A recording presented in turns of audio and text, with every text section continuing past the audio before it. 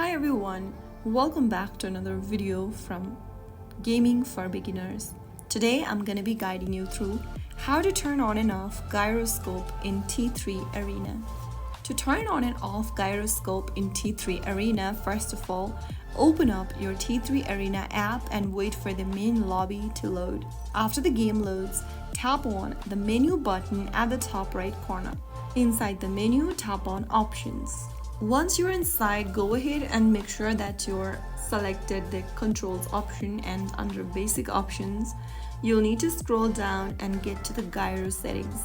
If you want to turn on Gyroscope, make sure to tap on and then adjust the sensitivity of horizontal and vertical gyroscope by sliding this little dot. Now if you want to turn off Gyroscope, you'll need to get to the same menu and make sure to select off, and there you have it. That's how you easily adjust Gyroscope on T3 Arena. Now your aim is totally under your own control. Try it out and see the difference. If you found the video helpful, don't forget to like, share, and subscribe. I will see you in the next video. Thank you for watching.